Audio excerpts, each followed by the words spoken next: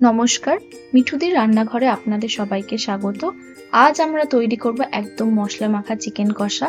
চলুন দেরি না করে শুরু করে দিই আজকের রান্না। আজকের রেসিপির জন্য আমি নিয়েছি 500 গ্রাম চিকেন।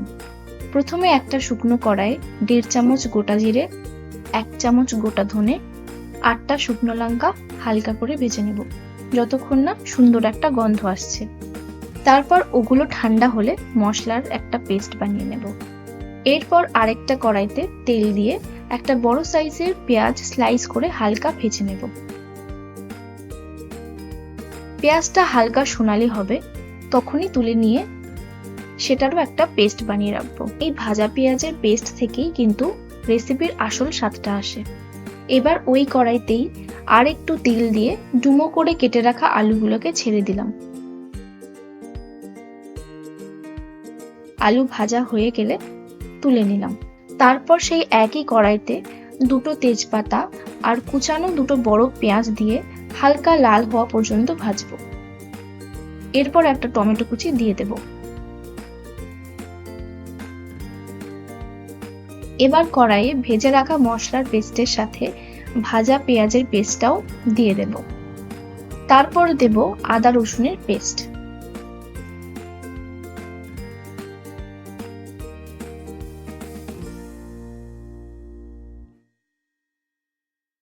আর হলুদ গুঁড়ো দিয়ে দেব ছোট চামচে 1.5 চামচ।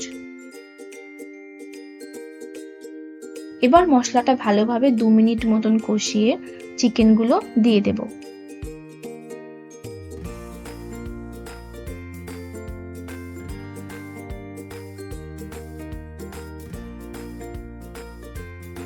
তারপর ভালোভাবে নেড়ে ঢাকা দিয়ে দেব। এবার কিছুক্ষণ পর ঢাকনা খুলে একটু নাড়াচাড়া করে নিলাম।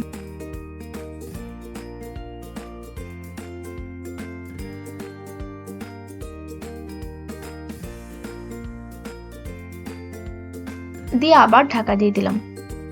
15 মিনিট পর ঢাকনা খুলে ভেজে রাখা আলুগুলোকে দিয়ে দিলাম।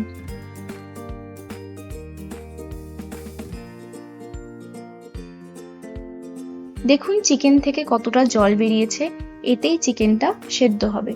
আর দিলাম পরিমাণ মতো নুন।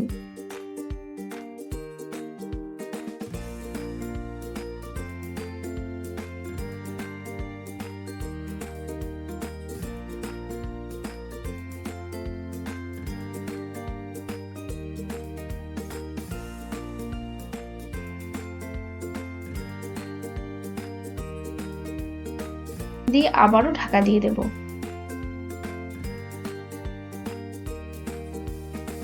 মাঝে মাঝে ঢাকনা খুলে কিছুটা নাড়াচাড়া করে নেব যাতে নিচে লেগে না যায়।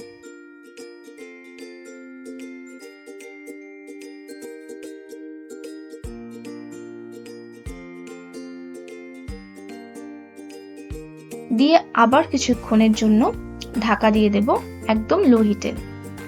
এরই মধ্যে আরেকটা ছোট কড়াইয়ে 4টে ছোট এলাচ আর একটু দারচিনি হালকা ভেজে শিলে বেটে গরম মশলা বানিয়ে নেব।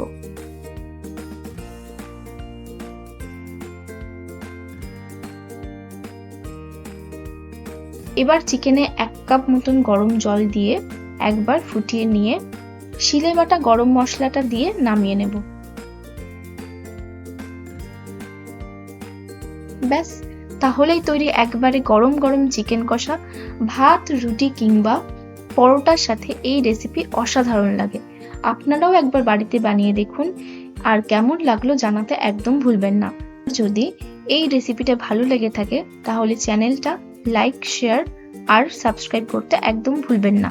পাশে থাকা বেল আইকনটি প্রেস করে রাখুন যাতে এমন সুস্বাদু রেসিপি সবার আগে দেখতে পান। ধন্যবাদ, আবার দেখা হবে নতুন রেসিপি নিয়ে।